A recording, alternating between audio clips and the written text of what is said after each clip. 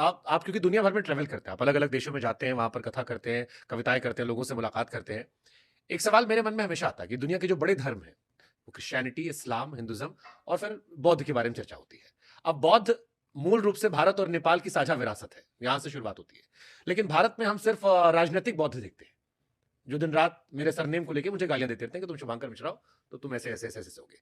भारत में बौद्ध धर्म क्यों खत्म हो गया? कि एक ज़माने में सुनते हैं कि बड़ा विस्तार हो गया था और मूल विरासत भारत और नेपाल की है। हिंदुस्तान में नहीं है, चाइना में फैला हुआ है, जापान में है, दुनिया के कई और देशों में है। यहाँ क्यों गायब हो गया? आपने दुनिया देखी है, शायद आप बेहतर समझा सकते हैं।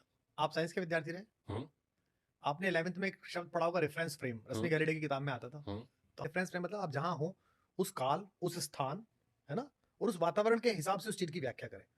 तो हिंदुस्तान का बौद्ध धर्म अलग है और विश्व का बौद्ध धर्म अलग है। हिंदुस्तान का बौद्ध धर्म हमारे संविधान निर्माता बाबा साहब अम्बेडकर की व्याख्याओं के बाद बहुत परिवर्तित हुआ। हुँ, और जो आप कह रहे हैं मुझे गाली दी जा रही है, इसे ध्यान से देखिए शुभंकर। दलित का जो कष्ट है, दलित का और स्त्री का जो कष्ट है, वो शुभंकर मिश्रा होकर नहीं समझा जा सकता, सहमत हूँ मैं। विश्वास कुमार शर्मा होकर नहीं समझा जा सकता। हमें पता ही नहीं है, स्त्री का कष्ट आपको पता ही नहीं है। जो आपके साथ काम करने वाली बच्चियां हैं, इनसे कभी खुले मन से पूछिएगा, इन्होंने बचपन से जो निगाहें सही हैं, बचपन से जो चीजें सही हैं, इन्होंने जो स्पर्श सहे हैं, इन्हें जो लिजलीजे प्रस्ताव इन्होंने देखे हैं, उसने इनकी प्रतिक्रियाओं को गढ़ा है।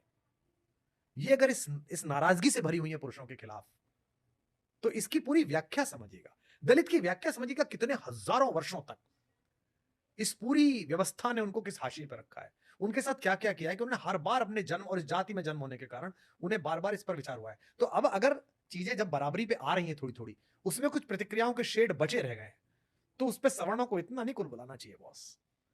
अगर माँ बाप की छोड़ी हुई जायदाद का आप मजा लेना चाहते तो उनके छोड़े हुए कर्जे का भुगतान भी आपकी औलाद को करना पड़ेगा।